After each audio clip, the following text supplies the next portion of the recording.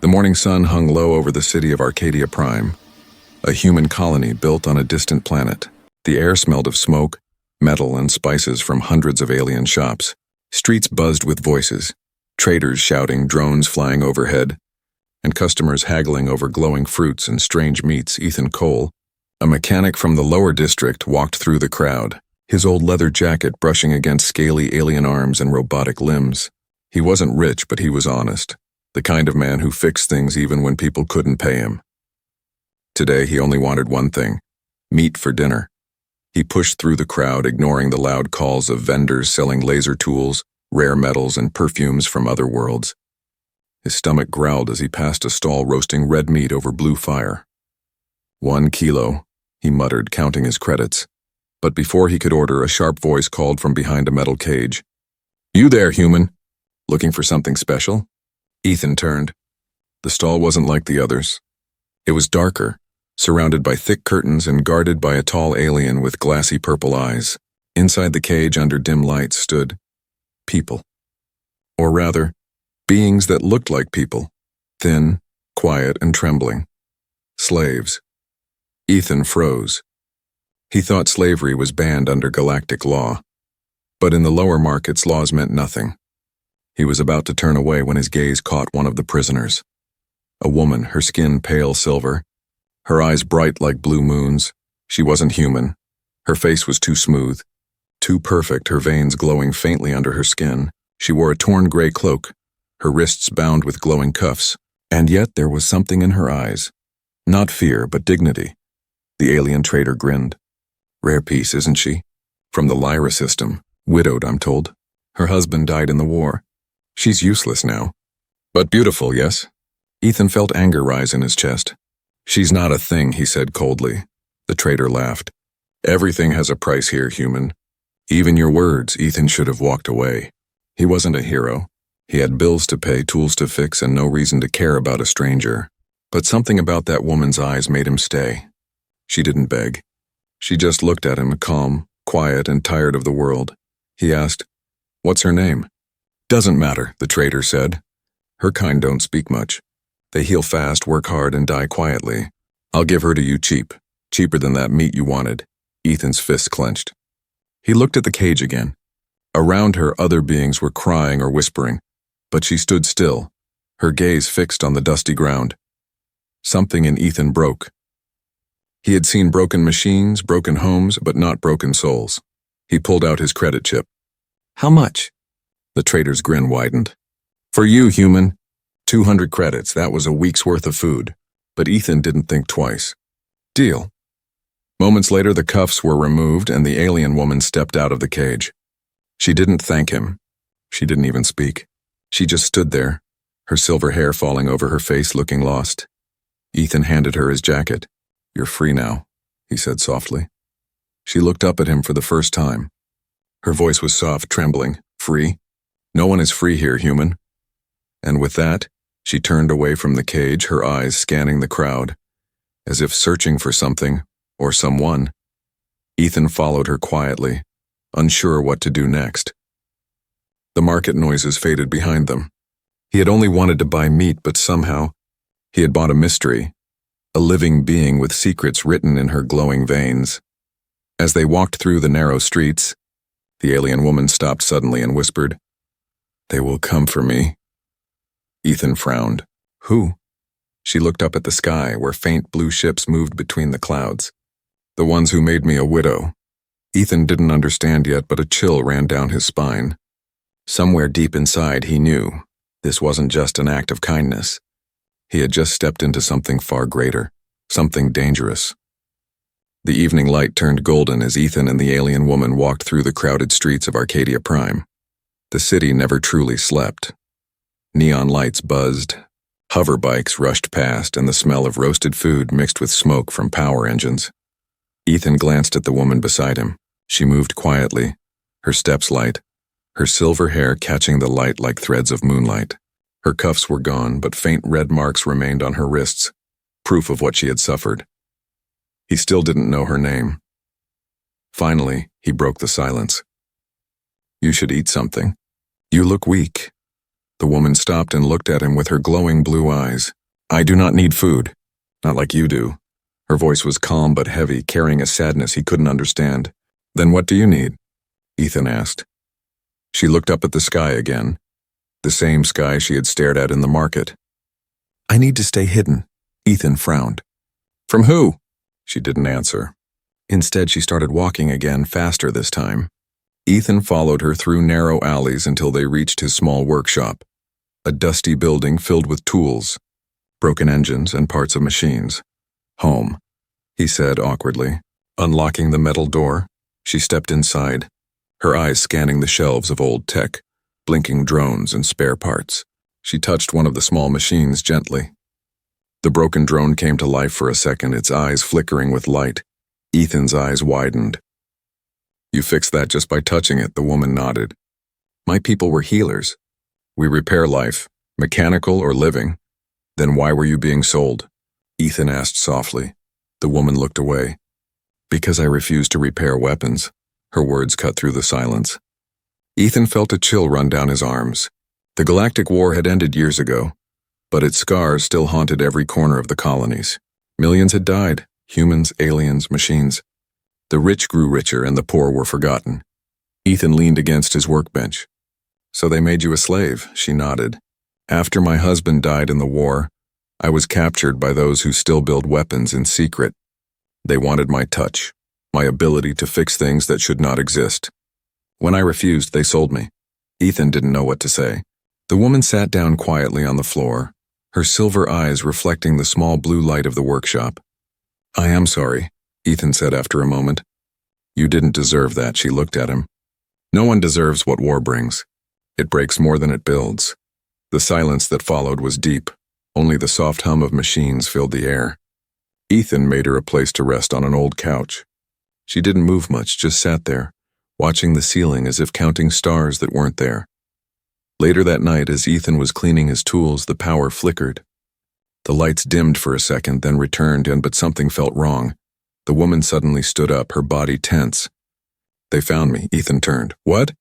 They tracked the cuffs, she whispered. They left a signal when you paid for me. Before he could ask more, a loud thud echoed from outside. Blue light flashed through the window. The glow of engines from above. Ethan rushed to the door. Outside in the foggy street, a black hovercraft hovered low, its sides marked with symbols from a private military group. 3 armored figures stepped out, their helmets glowing red. Target located, one of them said through a comm link. The woman stepped beside Ethan, her hands trembling slightly but her eyes burning with calm determination. If they take me, she said quietly, they will destroy this city to cover it. Ethan looked at her, confused and afraid. Why? What are you to them? Her voice turned soft, almost like a whisper carried by the wind. I am not just a healer.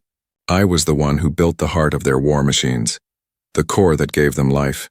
Without me, their weapons sleep. With me, they awaken. Ethan stared at her, realization dawning slowly. She wasn't just a slave.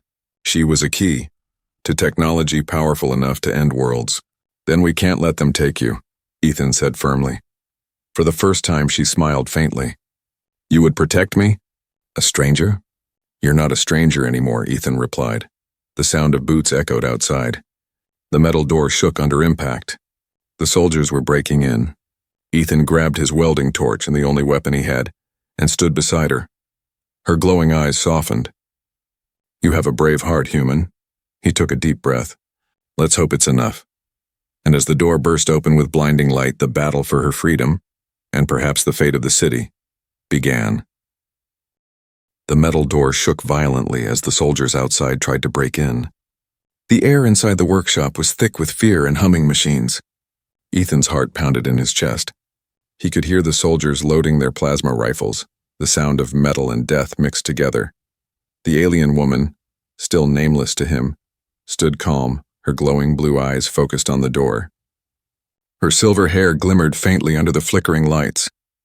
When they enter, she whispered, stay behind me. Ethan frowned. You can't fight them. You don't even have a weapon. I don't need one. Before he could ask what she meant, the door burst open with a blast of blue energy. 3 armored soldiers stormed in, their rifles raised. The leader shouted, By order of the Galactic Commission, surrender the Lyran subject immediately. Ethan didn't move. He stood beside her, gripping his welding torch like a sword. You're not taking her, he yelled. The leader smirked. Then you'll die with her. He raised his weapon, but before he could fire, the woman lifted her hand. The air around her shimmered like ripples in water. The lights flickered, every machine in the workshop buzzing alive at once. The soldiers froze as sparks shot from the walls, and the broken drones hanging from the ceiling suddenly lifted, glowing with blue fire. Ethan's eyes widened. The drones, machines he hadn't touched in months, were moving, defending them. They swarmed the soldiers, firing electric pulses. She's controlling them, one soldier shouted. Not control, she said softly. Connection. Her voice echoed through the room as if the machines themselves heard her. One by one, the drones attacked, shorting the soldiers' armor. Ethan watched in disbelief as the once broken devices fought like trained soldiers. Within moments, the intruders fell unconscious, their weapons sparking. The silence that followed was heavy and unreal. The smell of smoke filled the air. Ethan dropped his torch, his hands shaking. What are you? The woman looked down, sadness in her eyes. A mistake. A creation that should not exist. She walked past the fallen soldiers and touched one of their helmets. The red light on it faded. They will send more. We must leave. Ethan grabbed his small pack and followed her out into the night. The streets were quiet now, the market closed. Only neon signs flickering weakly in the dark. As they moved through the back alleys, Ethan whispered, You saved me back there. You saved me first, she replied gently. Now we are bound by that. He smiled faintly. Bound? What does that mean? In my culture, she said, when one life is spared by another, they share fate, until one of them dies. Ethan didn't know what to say.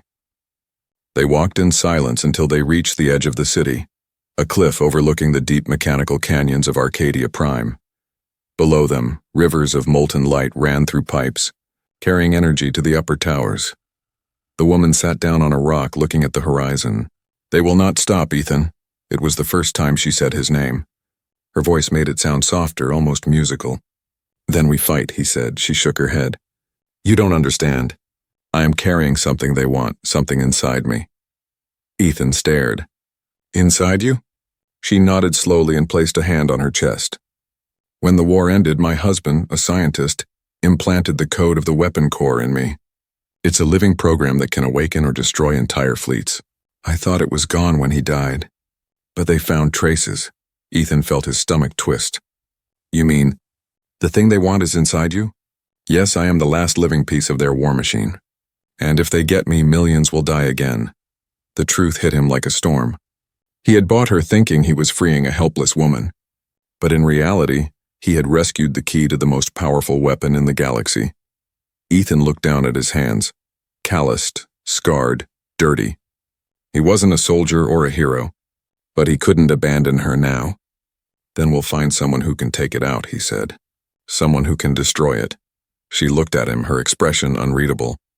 You would risk your life for me knowing what I am. You're not a weapon, Ethan said firmly. You're someone who didn't choose this. Her eyes softened again. For a brief moment, she almost smiled. My name, she said quietly, is Lyra. Ethan repeated it under his breath. Lyra. But before he could say more, a sharp hum filled the air. The sound of ships. They looked up to see 3 black crafts descending through the clouds, lights flashing. Lyra stood quickly. They found us again. Ethan clenched his fists. Then we run. And this time we run smart. He turned toward the abandoned tunnels below the cliffs, dark and endless. The only place the sky couldn't find them. Lyra hesitated, then followed. As they disappeared into the shadows, the ships above searched the cliffs with bright blue beams. But it was too late. Ethan and Lyra had vanished into the underground world of secrets where machines breathed, and the past refused to die. The tunnels beneath Arcadia Prime stretched for miles, dark, endless, and cold. Once they had carried energy and soldiers during the Galactic War. Now, they were just ruins filled with dust and echoes of machines long dead. Ethan walked carefully, a flashlight in one hand, his other hand guiding Lyra through the uneven path. The air was thick with damp metal and silence. Only the sound of their footsteps broke the darkness. Are you sure this is safe? Ethan whispered. Lyra's glowing eyes cut through the dark. Nothing above ground is safe anymore. Down here the machines sleep. They don't obey the ones hunting us. They reached a large chamber where the walls were covered in strange cables and old control panels. The machines were rusted, but faint symbols still glowed. Signs of power still flowing deep within. Ethan set down his bag. Looks like an old power relay. Maybe we can hide here. Lyra knelt near one of the panels, placing her hand on it. The machine responded instantly, humming weakly to life. Lights flickered on across the ceiling like ghosts waking from a long dream. Ethan stared. You brought it back? Again, Lyra didn't smile. They remember my touch. These machines were made with our energy. Ethan sat on a broken crate. Lyra, tell me the truth. Why did your people help humans make those weapons in the first place? She hesitated, her silver hair falling over her face. We believed we were helping create protectors. Machines that would stop wars, not start them. My husband was one of the scientists who designed them. But the humans, they changed everything. They turned our healing energy into something deadly. Her voice broke slightly, though she kept her calm expression. When I saw what they had done, I helped destroy the main production facility. That's why they came for us. They killed my husband, and I ran. Ethan looked at her, guilt washing over him. I'm sorry. Not all humans wanted war. I know, she said quietly. You didn't. Suddenly, a deep sound echoed through the tunnels. A metallic growl, slow and heavy. The ground trembled slightly. Ethan jumped to his feet. What was that? Lyra's eyes widened. Something old. Something alive down here. The hum grew louder. From the far side of the chamber, a massive metal shape moved in the darkness. It was a machine, half buried, half awake. Its eyes flickered weakly, glowing red for a moment before turning blue at the sight of Lyra. Ethan stepped back. Is that a war drone? No, she said softly. It's a guardian. One of ours. The huge machine slowly lifted its head, its voice deep and broken. Lyra of Lyra 9. You live. Ethan's mouth fell open. The robot was speaking to her, as if it knew her. Lyra walked forward, her hand glowing. Rest, old friend. The war is over. Over? The machine asked, its tone filled with disbelief. Then why? Do I still hear the war above? She touched its head gently and blue light spread across its body. The broken armor repaired itself. Cables straightened and the massive guardian took a full breath for the first time in years. Ethan watched in awe. You can heal even this? Not heal, Lyra said softly. Awaken, the guardian lowered its head. The enemy still hunts you? Yes, she said. And they will come here soon. The machine turned its massive body toward the tunnels. Then I will protect you. For a moment, Ethan forgot the fear. The sight of the towering guardian beside Lyra felt like hope, fragile but real. Then a new sound echoed through the tunnels. Footsteps, many of them. The same metallic rhythm of soldiers, Ethan cursed. They're here already. Lyra's calm broke for the first time. They've traced the machine's energy. We must go deeper, below the old reactor zone. The guardian stood tall, its heavy arms locking into position. I will hold them here. Ethan stepped forward. No, you'll be destroyed. I was built to protect her, the guardian said. Now I fulfill my purpose. The soldiers' lights appeared in the distance, bright white and deadly. Lyra turned to Ethan, her voice trembling. We cannot let them take the core, the code inside me. If they do, this world will burn again. Ethan grabbed her hand. Then we run, together. The guardian gave one final nod before turning toward the enemy. The tunnel shook with the sound of battle. Metal against metal, fire against light. Ethan and Lyra ran deeper into the darkness, the path twisting downward like a throat of a giant beast. Behind them, the echoes of explosions filled the air, the Guardian's final stand. Lyra looked back once, her glowing eyes full of sorrow. He remembered me, even after all these years. Ethan squeezed her hand. Then we'll make sure his sacrifice means something. They disappeared deeper into the tunnels toward the ancient reactor zone, a place where no human had ever gone and lived. But down there, something was waiting, something older than the war, something that could change everything. The tunnel grew colder as Ethan and Lyra moved deeper underground. The air smelled like rust and electricity, and the walls pulsed faintly, as if the place itself was alive. Their footsteps echoed softly in the silence. Above them, the sounds of battle had faded, the Guardian's sacrifice swallowed by distance. Ethan kept his flashlight steady, but its beam flickered. He could feel the weight of the earth pressing down, heavy and endless. "How deep do these tunnels go?" he asked. Lyra walked ahead, her silver hair glowing faintly in the darkness. "Deeper than any human has mapped. This place was built before the colony existed, a forgotten city of machines. My husband once told me it was where the first energy hearts were made." Ethan frowned. "Energy hearts?" "The cores that give machines life," she said quietly. "They don't just power them, they connect them. They were made with both science and soul." Her voice softened with memory. "He called it the core that breathes." Ethan shivered. "And that's where we're going?"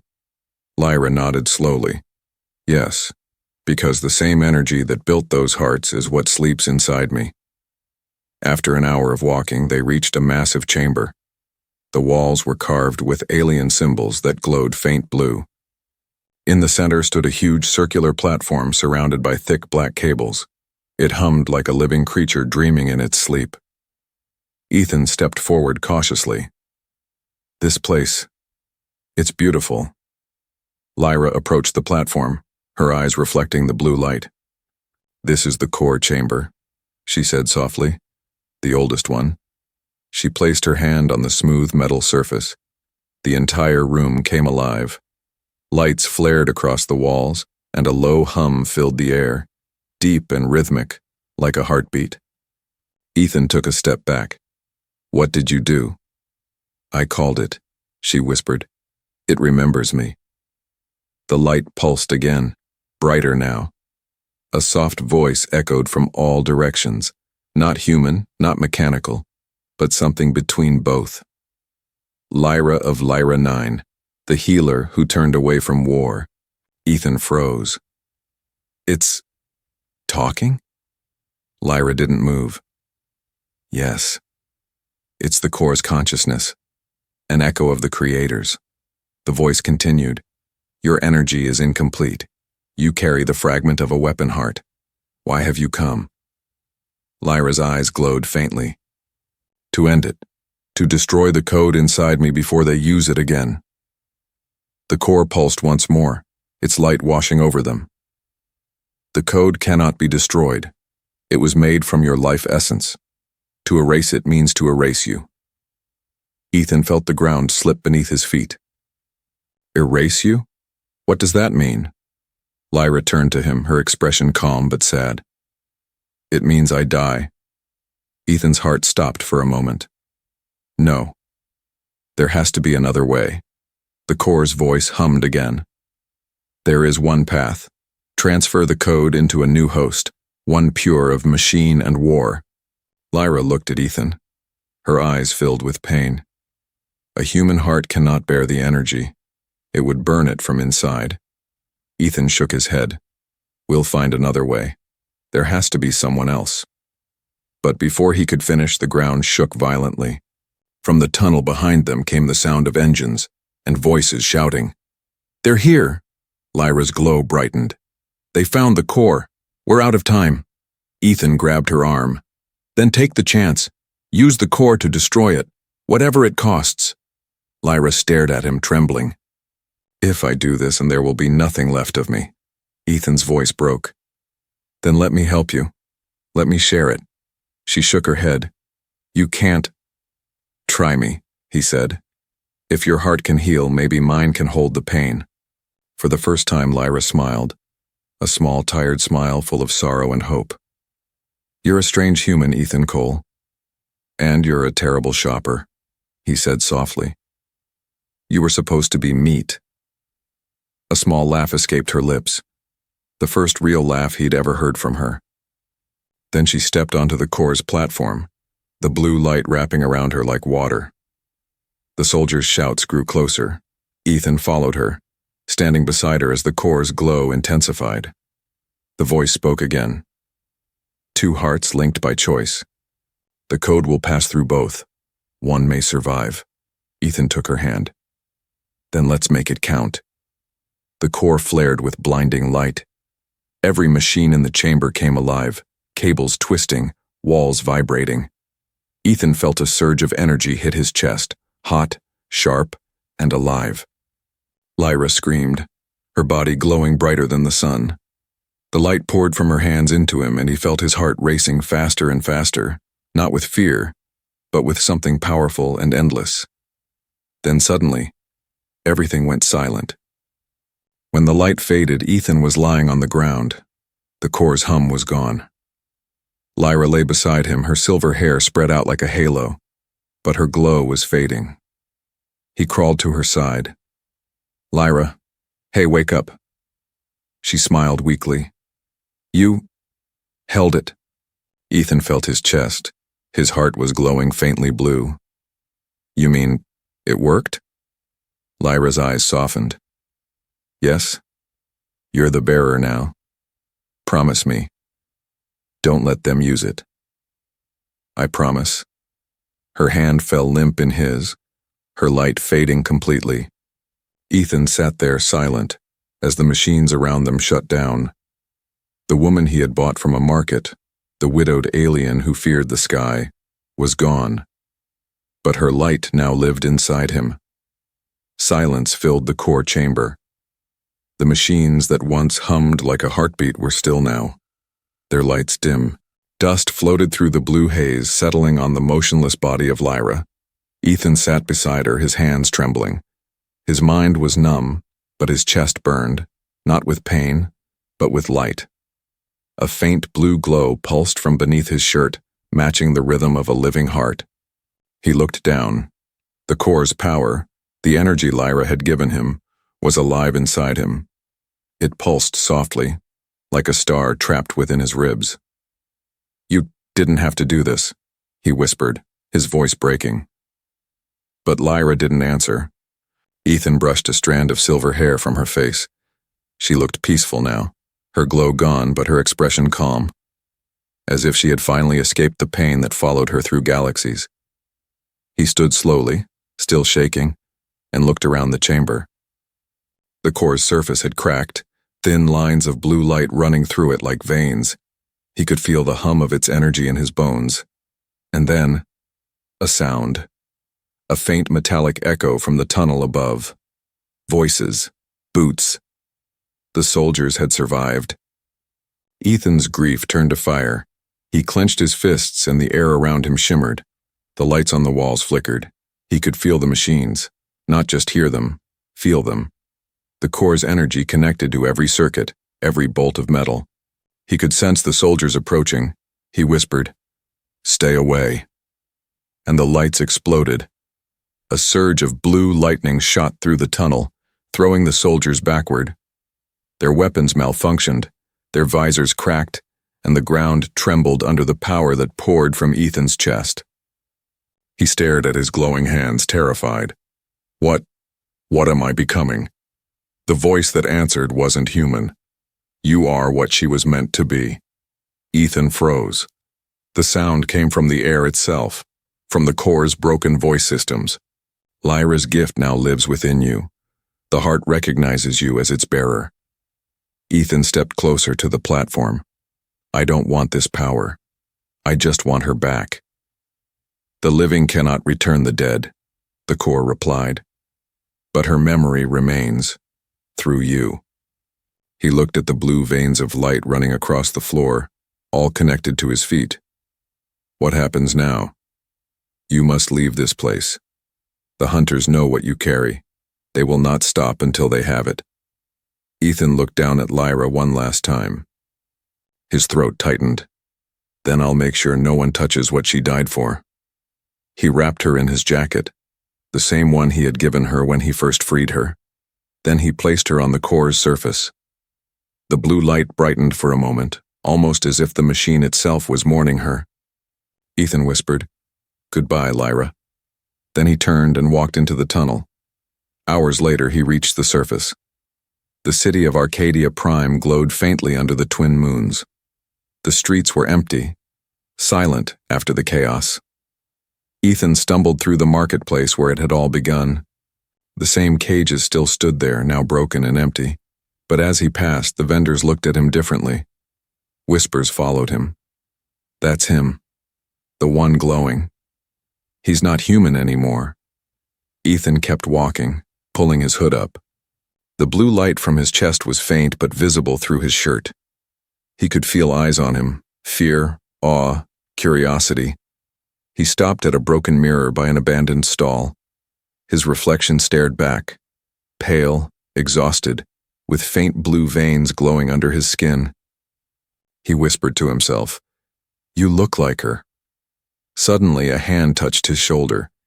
Ethan turned quickly and found himself facing a small group of aliens. Their clothes were old and torn, but their eyes were bright. The leader, an elderly alien with silver markings on his face, bowed deeply. "You carry her light," the elder said softly. "The heart of Lyra lives within you." Ethan stepped back. "You knew her?" "We were the last of her people, the Lyrans. We thought she was gone forever." The elder's eyes filled with tears. "But her spirit chose you. You are now the keeper." Ethan blinked. "Keeper? Of what?" "Of balance," the elder replied. "The heart within you can awaken life, or end it. It depends on your will." Ethan's chest tightened. He could feel the pulse again, stronger this time, as if reacting to the words. "Then I have to make sure it never falls into the wrong hands," he said. The elder nodded. "We will help you. There are others who still serve the light, but the ones above, they now see you as the next weapon." Ethan looked up at the sky. Distant ships hovered, their lights blinking like watchful eyes. "Let them come," he said quietly. "If they want a weapon, they'll find a man instead." The elder smiled faintly. A man who carries a star. Ethan didn't understand what he had become. But as the wind moved through the empty streets and the twin moons shone down, he felt her presence, Lyra's calm voice, whispering through the energy that now lived in him. "You're not alone, Ethan." And for the first time, he believed it.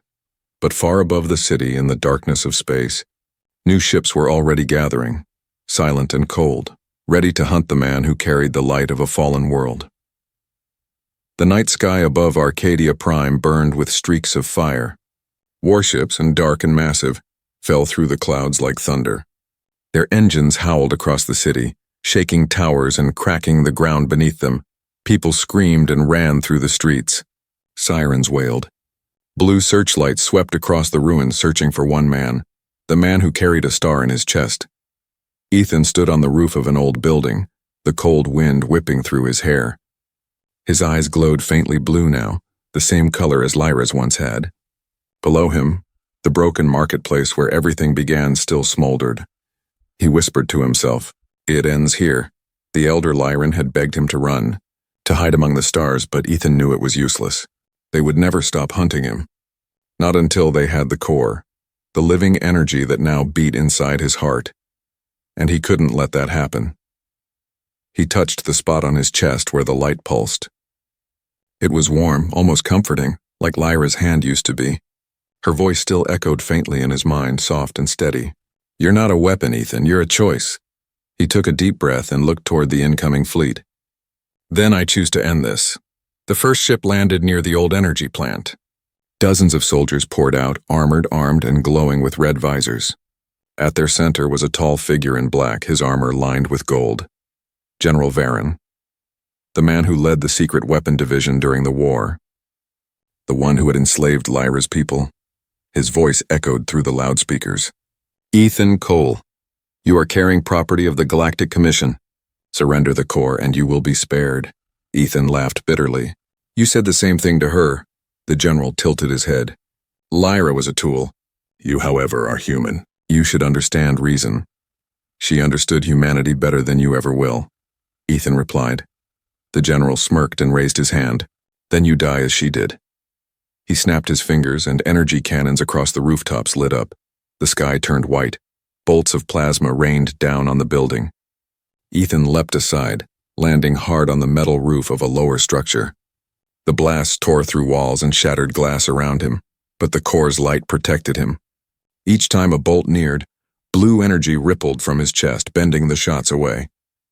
He could feel it, the power growing stronger, more alive, more angry. "Ethan!" The elder Lyran appeared below, waving him toward an open hovercraft. "They will destroy the whole city." Ethan shook his head. "No, if I run, they'll follow. I have to end it here." He looked at the burning sky and clenched his fists. The blue veins under his skin glowed like lightning. He shouted to the stars, "You want the core? Then take it from me." The ground beneath him cracked as a wave of blue energy erupted outward. Machines across the district woke. Broken drones, streetlights, engines, all came alive, answering the pulse from his heart. The soldiers froze as the machines around them turned against their masters. The elder watched in awe. "He's connecting with the planet's network." Ethan rose slowly from the ground, his feet no longer touching the roof. The energy swirled around him like a storm. He wasn't just a man anymore. He was something in between life and light, human and Lyran. General Varen shouted, "Fire all weapons!" "Bring him down." Hundreds of blasts shot through the air. The light swallowed them all. Ethan's voice echoed like thunder. "No more war. No more slaves." He raised his hands and the sky itself responded. The clouds turned blue, glowing with the same light that pulsed in his chest. A column of pure energy shot upward, piercing the fleet above. The ships began to fall, not burning but fading, their weapons melting into light. One by one they disintegrated silently, their power undone by the same force that created them. The city went quiet. When the light faded, Ethan stood in the center of the ruins, his body covered in faint cracks of blue light. The core had done its job. The weapon was gone. The war was over, but he was fading too. The elder Lyran ran to him. "Ethan, stop! You're burning from inside." Ethan smiled weakly. "She told me it might happen." He looked at his hands. They were turning into light. "If this power dies with me, no one else can use it." "That's how it ends," the elder's eyes filled with tears. "You'll become one of them. Part of the core itself." Ethan looked at the sky, now calm, blue, and peaceful. "Then I'll be where she is." The wind grew still. The light around him began to rise, swirling upward in gentle spirals. His voice softened. "Goodbye, Lyra." And then, with a final pulse of blue light, Ethan vanished, his body dissolving into pure energy that spread across the city like dawn. Every machine went quiet. Every light turned a soft blue. The war had ended, and the man who had once gone to buy meat was now a legend. The man who carried a star and gave his life to stop another war. Years later, when children of humans and aliens walked side by side in peace, they would sometimes see a faint blue shimmer in the night sky. They said it was the light of Lyra and the man who loved her, still watching, still guarding together among the stars.